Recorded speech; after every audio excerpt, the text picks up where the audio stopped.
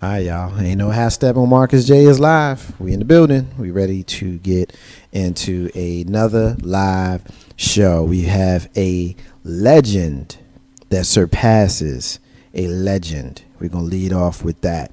Of course, Bill Cosby said something crazy this week. A prominent rapper meets with a governor. And what the KKK had to say this week is going to just kind of bug y'all out. We got a lot to get into. And what the police did to this little girl is going to make you want to just scream. And that's why it's going to bring us some holiday cheer. Ain't no hashtag on Marcus Jazz right now. Yeah.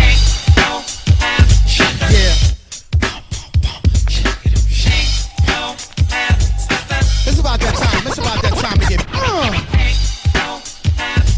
Yeah.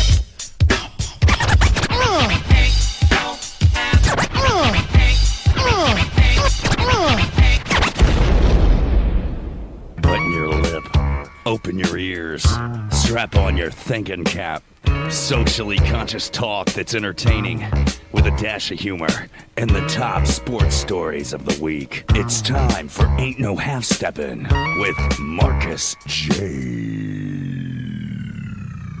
Sellers has Jordan.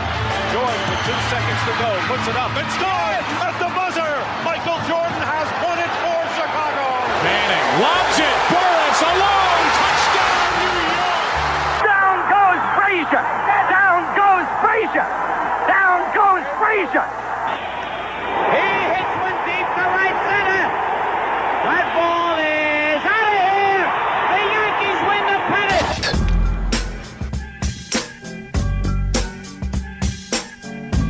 If they lying, then they must be half stepping. Ain't no half stepping with Marcus J is live.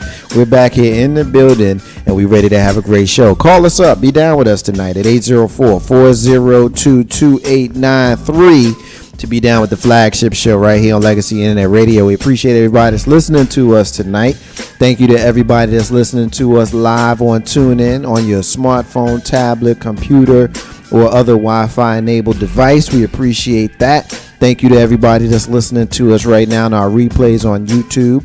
We appreciate that as well. It's because you guys continuing to listen to us week after week is the reason why we continue to grow and we continue to be the flagship show of Legacy Internet Radio. Check out our new and improved website at www.legacyinternetradio, and of course patronize our sponsors Live Action Captions as well as Free Spirit Enterprises. You'll have a word from each of them later on in the show, but we got a lot to get into tonight. We appreciate it. I teased it at the beginning. We talked about a legend passing a legend. We're going to get into that. I teased a couple other stories. We're going to talk about a teacher who had some controversial conversations where she talked about Jesus and weed. Jesus and weed. What the hell is that all about? And what they put on this man's restaurant receipt is really going to get y'all enraged. But a lot to get into. Got them nice and teased up. Hopefully you guys stay with us through the duration of the show so that you can hear the commentary on those shows. But without any further ado, I'd like to introduce the crew. We'll have more joining us later, but for now it's just he and I. I got my brother, I got my partner, and I have my friend. You know him as Big Rube. Yo. Big Rube. Yo. What's up, man? Not much, man. Just chilling. It's good to see you sitting over there, brother. I mean, you know, it was good until yesterday, but it's all good. Yeah, isn't yesterday the day that the New York Football Giants, who play their football professional contest in the homely confines of MetLife Stadium in East Rutherford, New Jersey, played a football game against the Washington football team that plays, I don't know, somewhere in Maryland. We kicked y'all asses, right? I mean, you beat us 24-13. I don't know if that's an ass kicking, but you beat us by 11 points. But, I mean, you know, really, realistically, man, y'all just beat up on a bunch of guys who are ready for the season to be over. And that's okay, you know, because their fans are ready for the season to be over, too. You ready for the season to be over? Yeah. You don't want to just watch your team go out there and play their hearts and souls out? And It's like this. What's it like? It's like this. I'm a Redskins fan, whether we're 3-13, 4-12, whatever. You know, And realistically, at this point in time last season, I just need two things to happen. But the best part about it is it's not going to go good either way. I need Dallas to lose this weekend. And I was hoping the Eagles would get the job done, but clearly they can't get the job done. Even though DeMarco Murray is now hurt. But they got a little job done. So I need them to lose this upcoming weekend. And I need for them to come to Washington with everything on the line. You win, you're in. That's what I need.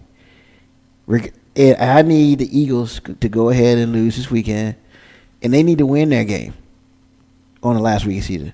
But I need Dallas to be, you must win to get in the playoffs and for us to beat them like we did in 2012. And I would be so happy. Dallas, that's our Super Bowl. All right, well, I mean, it is what it is, and that's your perspective as a Redskins fan. Me personally, the two teams that I despise the most in our division are the two teams that are ahead of both of us. You know, as much as I want to hate the Washington football team, I have a hard time actually doing it.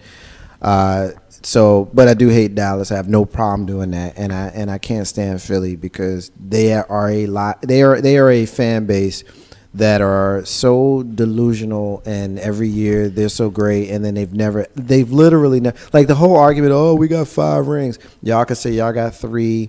You know what I mean? We got what we have. They literally have no Super Bowls. And they have the nerve to be an obnoxious lot of fans. So, at least you guys know your place. The Giants, in my opinion, we know our place. The Cowboys and the Eagles, I don't think they know their place. And they annoy the hell out of me. Hey, that's just me. I think definitely the Cowboys. Definitely the Cowboys, but it is what it is. But I ain't gonna spend no time beating them up because the truth of the matter is the Giants and the Washington football team are both so miserable that I don't want to spend no more time talking about them. But what I do want to talk about, I know you know about what happened yesterday in Minnesota. There was a milestone set in Minnesota yesterday. And when we talk about sports, there are not a lot of big milestones that go on in Minnesota. Well, yesterday there was one. You want to tell the listeners what happened in Minnesota yesterday?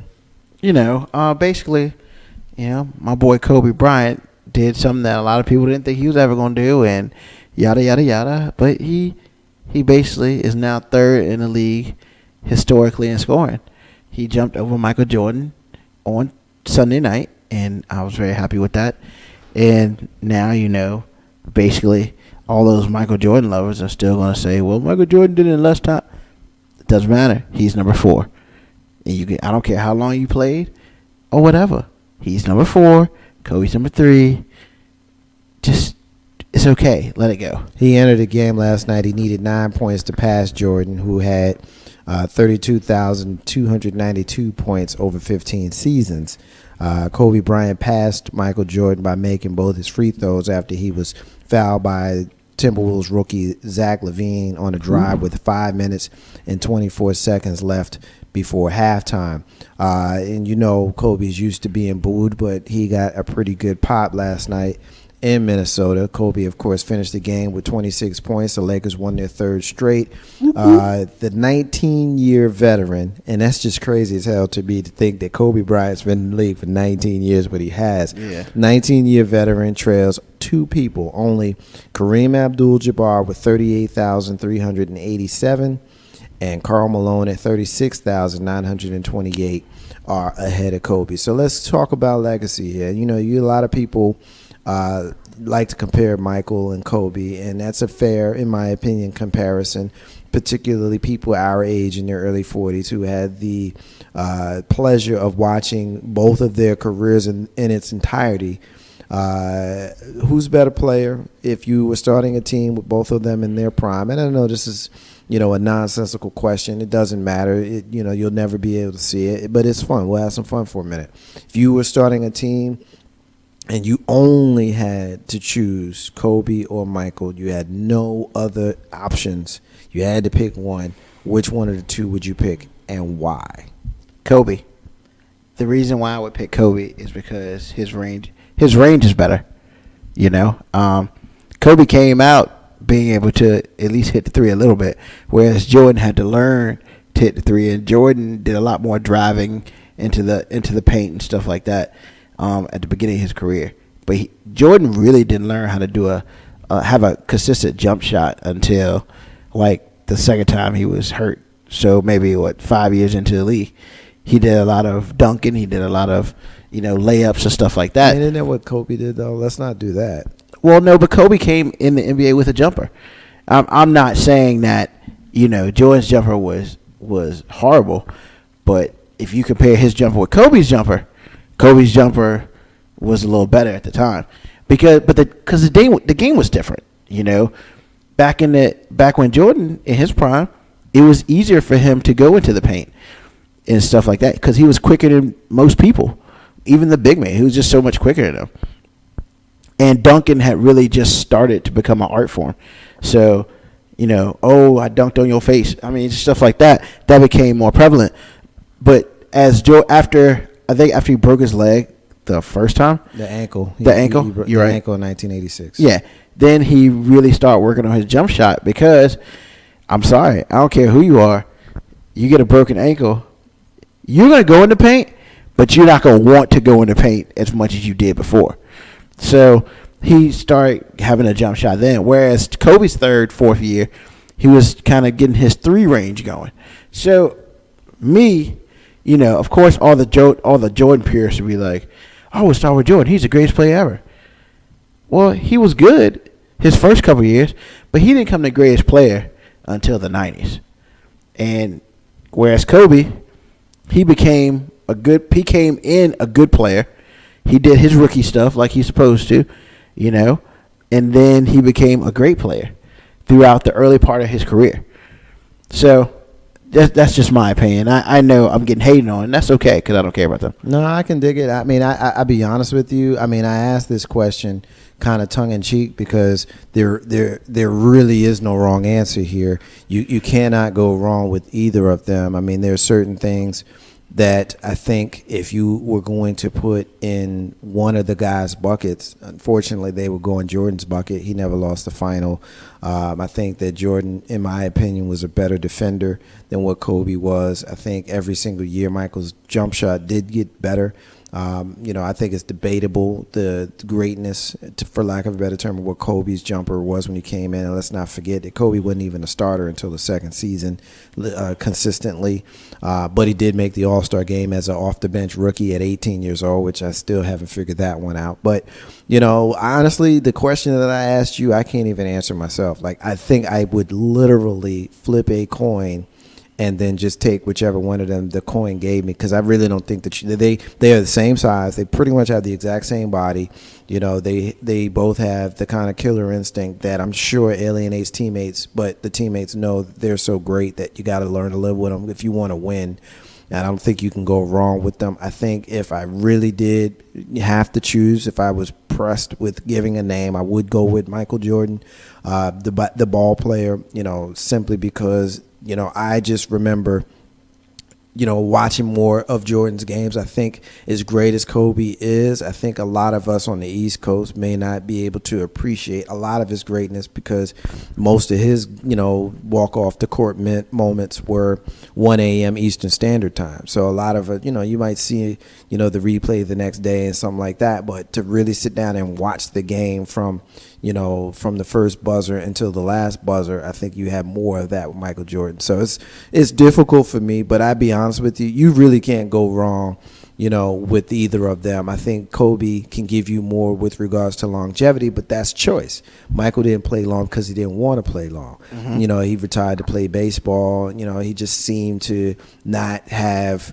the kind of drive to play forever like Kobe. But then the flip side, I'm actually getting ready to contradict myself. Kobe came in at 18. I think Mike was in his early 20s. So I think that's where he picks up a couple more years. He did 2 years of college. Yeah, he did 3 years of college. 3 years? He did 3 years of college. He came out as a junior. And so he picked up a couple of years Kobe did on Michael there, at 36 years old. I'm pretty sure Michael played until he was 40, those last couple of years with Washington. So, or close to it, 38, 39, whatever it was. Mm-hmm. But you can't go wrong with it, either of them.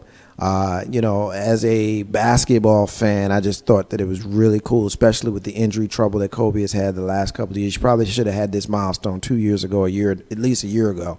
But I'm glad to see he had it. I'm glad to see that it's over with and we can go back to focus on playing basketball. What do you think? I mean, I agree. I think that, I got picked Kobe. There's so many other people who pick Jordan. You're right. It's one of those questions you can't really go wrong with.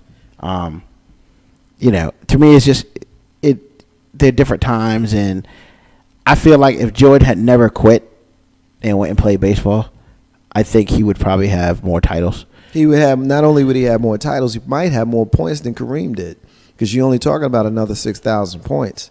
Another 6,000 points. I mean, those 2 years that he left in 94, 95, those years he left on the table. I mean, come on, man. Yeah. I mean, he was literally at the peak. I mean, who could forget, which was an offensive foul, but it is what it is, when he pushed off on Brian Russell against the Utah Jazz in the NBA Finals in 1993. That shot was the last shot that many of us thought that we would ever see Michael Jordan take until he came back wearing number 45, in 1995. I think it was the spring of 95. A couple of days later, he put up the double nickel in Madison Square Garden against my beloved Knicks. Michael Jordan was a bad boy, man. He was bad. I'm not too happy with him since then. I think that there's certain things which we can talk about that kind of thing later on, because we are going to talk about Sean Jay-Z Carter. Be a perfect opportunity. I think a lot of the criticism that I have for Sean Carter can be laid upon the feet of Michael Jordan as well, but now ain't time to talk about that. I just think that you really can't go wrong with either of them. Ain't no half stepping with Marcus J.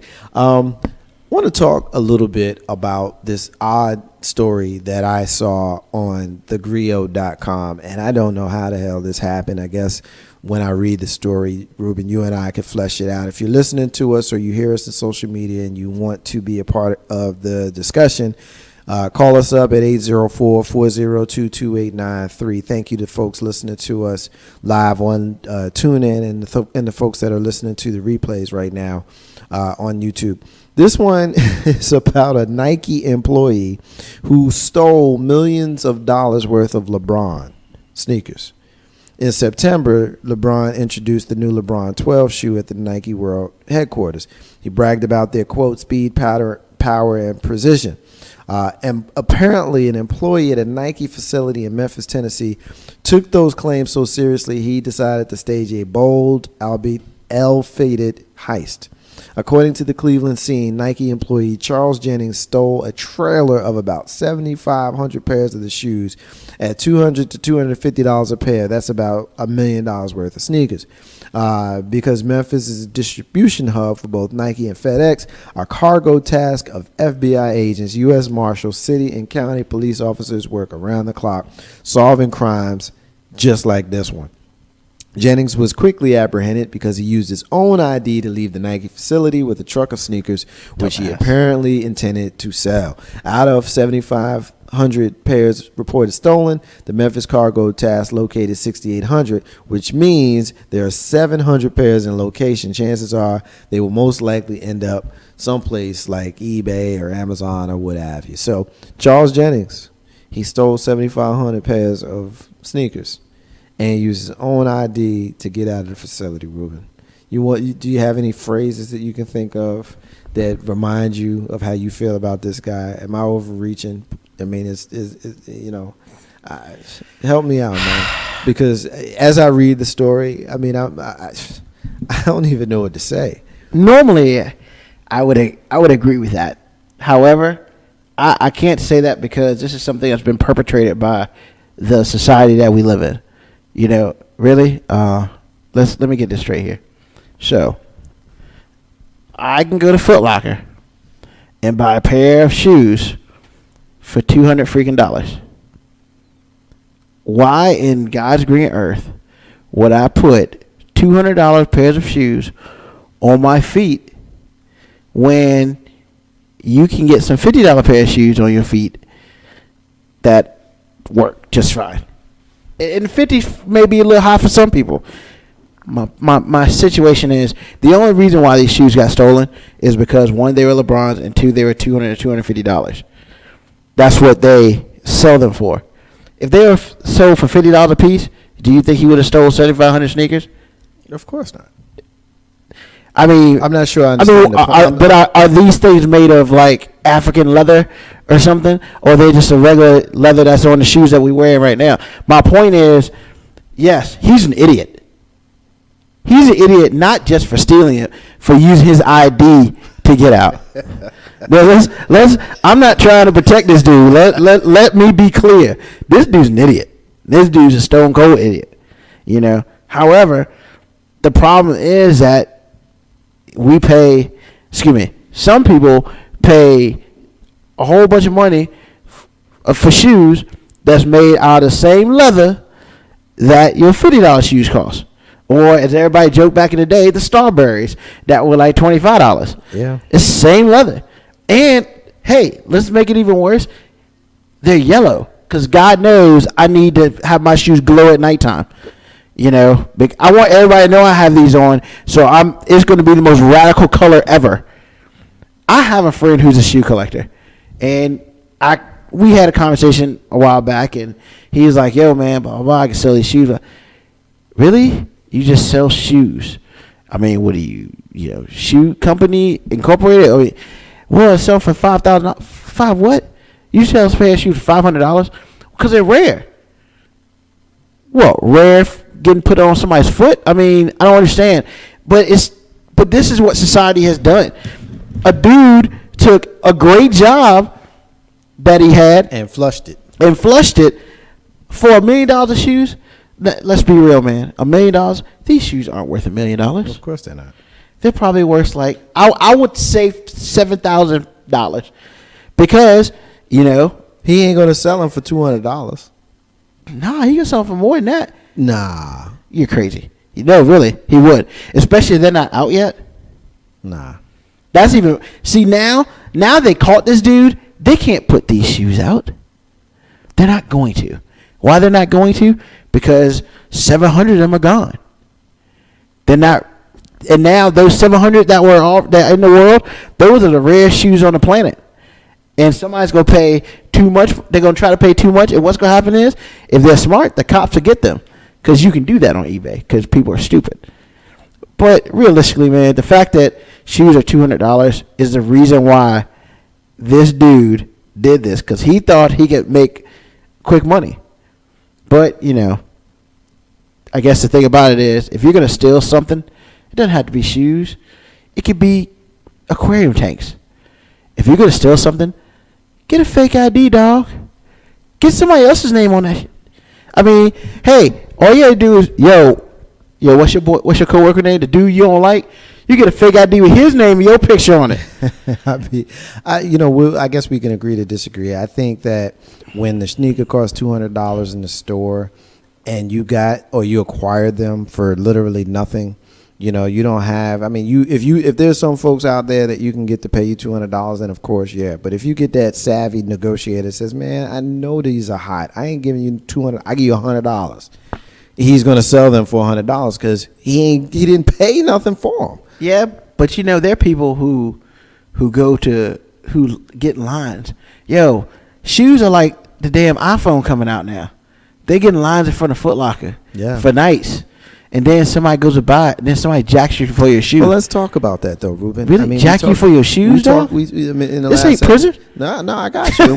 We talked in the last segment about Michael Jordan. And, one of my biggest deals with them, and I guess maybe I'm hard on these celebrities, and it's not fair in some ways to them simply because, they got to do what they got to do to make their money. I think there should be a socially conscious edge to every single person in the country, particularly those of us who have had difficulties having fairness laid upon us socially, black folk, people of color in particular. But when you come from places like where LeBron came from and where Jordan comes from, I mean, it's just hard for me to see these people in the street spending the kind of money and doing the kind of negative things to get these products. And I get the whole capitalism, but I'm not going to be the guy who's made to feel like I have the wrong opinion just because we live in a capitalist world. Okay, we live in a capitalist world, but You see kids dying in the street over something that has your name on it, and you don't have nothing to say about that. You know what I mean? It's just something about that just doesn't feel right to me. And I just need to know, if you're listening to me and you think that I'm being overly sensitive or you think I'm tripping, call 804-402-2893. Hit us up in social media. Our YouTube page gives you an opportunity to make comments. So if you want to comment on YouTube, then feel free to do so. But what do you think about that, Ruben? I mean, I'm completely against all this crap. I mean, the fact that somebody pays $200 for a pair of shoes is ludicrous to me. You know, that's half a car payment, yo. I mean, like, I understand collectability, and I get it. I used to be one of those. I used to have comic books. You know, I used to collect them, yada, yada. But I paid what it said on the book for it, whether it's $1.25 or $3.50, and it just so happens to be worth $10, great. But I ain't paying $200 for a comic book. I mean, I think the fact that our athletes are not socially conscious, except for the aforementioned Stephon Marbury, I think it's ludicrous. I think that, you know, the only one that I seem to look like cares a little bit about it, but I feel like he's getting stopped, is Kevin Durant. Kevin Durant has mentioned this a couple of times, but then he goes back and signs with Nike. You know, my thing is, if they were $100, I'd be mad, but I'd be okay with that. Right. $200, $250. Well, I remember the one time in my life that I spent money on a pair of Air Jordans. It was in the summer of 1990. I got the first. I guess those were the third Air Jordans that came out. They were the Huarache, the black with the gray on the side. And in 1990, as a 16-year-old, I spent $125 to $150 for those sneakers then. And that was almost 25 years ago that I spent $150 on Jordans then. You know, and I'm so far removed from caring about Jordans that I don't even know what they cost, honestly. And LeBron's, we're talking about LeBron's with this story, but, you know, and we talk about it tongue-in-cheek with this dude stealing a truck. I mean, how stupid can you be? You steal a truck and you use your ID to get off of the grounds. I mean, come on, man. Did you think when you had 7,500, you know, pieces of any product? I mean, if you stole 7,500 sticky pads from the sticky pad, you know, warehouse, don't you think these people would know that they missing 7,500 sticky pads? Don't you think they would? I mean, come on, man. How stupid is that? But it leads me, if we're talking about socially conscious, if we're talking about being aware, last week, I believe it was on Monday, Sean Carter, most people know him as Jay-Z, showed up in a photograph that had 4 or 5 Brooklyn Nets in the photograph. The picture was seen on social media. Everybody in the photograph, except for Jay-Z, had on a shirt that said, "I can't breathe." Now, we know that "I can't breathe" has become the rallying cry for a lot of the activists and a lot of the protesters of the lack of an indictment in the Eric Garner case in New York City. We know his last words, which I believe he said 11 times, was, "I can't breathe." Now, in the interest of full disclosure, I had a very lengthy and spirited debate with our brother Carlton Banks, who we know from Ain't No Half Step on Marcus J. We haven't heard him in a while, but he's still part of the family. If he's listening, I encourage him to call in and make his point. But at the time, I was pretty aggressive about the fact that I did not like that Jay-Z showed up in his photograph without having worn that shirt. I thought that it was disingenuous. I thought that it was, you know, a lack of him being willing to stick his neck out on the line.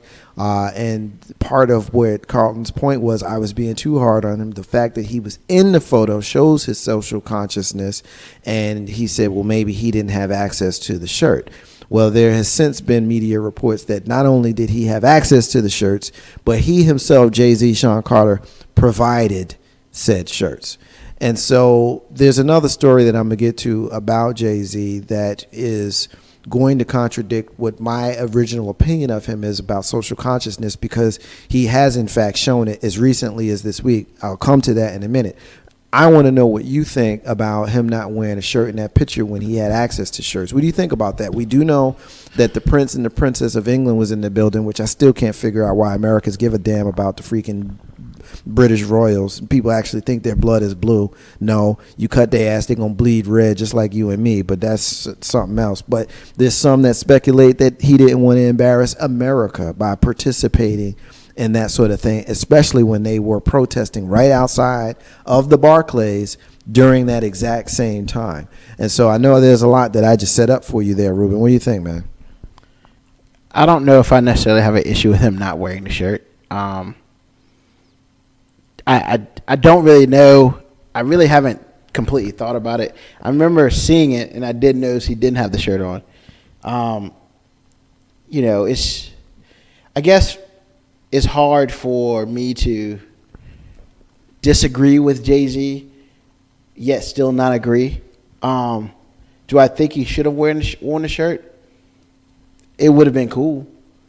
But I think there are just a couple things that could have happened negatively with it. Because really, if you notice, you've seen athletes come out with it and stuff like that. You really haven't seen a prominent person wear it. And I mean prominent person as in a prominent person that would kind of change the game, as it were. Like, honestly, if Bono were to wear it of U2, that would change the game completely. If the President of the United States wore it, that would change the game.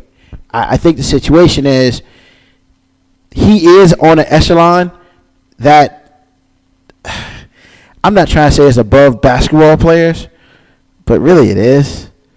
I'm not trying to say he's better than everybody else, but I'm saying that he could have worn it, but I think nobody knows because really the most popular person to wear the shirt right now is Kobe Bryant.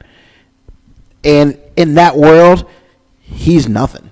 I hear you. And I mean, and you're I don't know if you're meaning to, but you're actually making my point, because I felt like for him to present the shirts to the team to wear and then him not wear one, to me was a bit disingenuous. Derrick Rose, of course, was the first, and Reggie Bush was the second. We talked about those two specifically on the show last week, and then there's been more. The cast of Selma, the movie about Martin Luther King, they wore the shirts at the premiere. You had members of the Congressional Black Caucus stood on the steps of Congress with their hands up in solidarity. You had one of the illustrators of The Simpsons who actually illustrated, I Can't Breathe on the shirts of the Simpsons characters, the cartoon, The Simpsons. And so it's getting out there. And even Samuel Jackson had a viral video that came out this weekend talking about how, he felt like this should take hold of Americans' consciousness, similar to how the Ice Bucket Challenges did earlier this summer. And I got you. Was he wearing a shirt? I don't believe he was. I didn't watch the video. I just saw a commentary about the video. And I know, I've heard what he talked about. I didn't watch the video, but let me make this last point. When you say someone like Bono wearing it can, take it to the next level, I agree with that, which is exactly what my point is, because in my opinion, to the people who are seeing this, particularly people in the demographic that support Jay-Z, those he is Bono to them. You know what I mean? And so if they see Jay-Z, socially conscious, one word from certain people in hip hop, certain people, one word from certain people in hip hop, and things could change. Jay-Z, Puffy, you got stuff going on in Ferguson. Nelly open up his mouth. T.I. down in Atlanta. There's more. I think his fear was nobody knows you don't know if there's going to be what reaction is going to be, negative or positive. And I think for him, and I can only speak for him, my thought process for him and others who have not done so. And that's why I asked you, did Samuel Jackson wear the shirt? Because if he talked about it and he wore the shirt, that is your Bono. That is your Bono right there. He's put it out there, and he's, because basically this could go really, really, really, really good for Jay-Z, or this could go really, really bad for Jay-Z. And his thought process is, I don't know which way it's going to go. I don't want to be that guy who puts it out and it goes negative. Yes, he's probably thinking about himself and his career And then, you know, there might be some other things like, you know, I hate this. I don't want to say it like this because it sounds really racist, but what are my white friends are going to think about? You know, it's stuff like that, because with every action, there's a reaction. Whether he believes it or not or whatever, it is what it is. You know, I think that he's scared. I think he's just scared because he doesn't know, because this could either make him the biggest activist in the world, but he may not want that. Maybe he wants to stay in the background. I don't know. I got you, and I think you might be onto something when you say, what do my white friends think about this? I mean, at what point do we not worry about that? You know, when I said last week in my rant, you know, we are finding out with the social climate of the world right now with regards to conversations about police and police conduct in certain communities, and we're going to talk about a little bit about that later on. But we're finding out who our friends are. We're finding out who our, you know, social media friends and our Facebook friends, and, you know, to, you know, another degree, find out who our co-workers are. And I would much prefer to be in a room with a bunch of white people who don't like me because I'm black than a bunch of white people who don't like me because I'm black, but they act like I'm their best friend. I would much prefer that you be out with it. And I think that we should be confident in ourselves to be able to have discussions with people who are of a different ethnicity without feeling uncomfortable about being who we are. And that's one of the things that I think that we try to make sure that we're very firm about on this show, because I know there are white folks listening because they tell me. And I also know, because of what our numbers are, that it's just got to be more than just black people listening to us. And I got people that I work with that are white, that if the conversations came up at work, you're going to hear me talk just like you hear me talk on the show. I'm not one for changing how I relate to people, whether you're my white friend or my black friend. And so I have a hard time with people who walk that line. You are who you are. Yeah. And if you're not gonna keep it 100, as they say, then I'm not sure that I really want you around me. Yeah, and you know, I'm trying not to make excuses for Jay-Z, but that's what it all sounds like. I just feel like, you know, I feel like the first. Wow, this is gonna sound really bad. I feel like sometimes the first black person of any type of what's the phrase I'm looking for? Any type of like stature. What happens is that black person stands up for something, and now he becomes the patriarch for it. And I think Jay-Z is not that type of dude. He is not a Tariq. I can't even say his name. Talib Kweli. Talib Kweli would have had the shirt on. He would have had his shirt on like he was Superman and been like, "Yo, you need to follow me." Yada yada yada. That's not Jay-Z. But the problem is, Talib Kweli ain't paid like Jay-Z, so his amount to win and lose is completely different than Jay-Z's. Don't you think Jay-Z, you know, having those resources and having those successes, do you think that it puts him in a position to be a little bit more cocky and arrogant about making his point known because he already got his stuff? I mean, are you really that selfish where you're going to be concerned about losing a couple $1 million when you got almost $1 billion, as opposed to the folks in your neighborhood who don't have much or are wearing I Can't Breathe t-shirts because they're not getting in and out of private cars, and they do potentially worry about getting pulled over? See, this is the thing that I think that affluent people and people who are benefiting off of privilege don't understand, that you walk through a neighborhood and you see the same police officers sometimes that mess with you the same way, the same time, the same place every time. You know, we know people in our community who get pulled over by police all the time because they drive a nice car. And you try to explain that to people who don't understand because they've never been put in that position, and you're met with quit making excuses and do better. I mean, that's not always the case, because I was raised in a good household. So were you. I got a college education. So do you. I got a good job where I take care of business. So do you. I own a business. So do you. But I could still be put in the same position as a dude who got his pants off his ass walking down the street just like you. And I can't say that there are people in other demographics that have that same kind of pressure. So I'm not making excuses. It's not what I'm doing. But I'm saying understand the plight of people who are different than you. And if you come from a community where you know this happens to people who look like you and you're in a position to speak out about it, open your freaking mouth and quit being so selfish and worrying about your money that you're not worrying about people who are back home where you used to be at. Yeah. That's all I'm saying.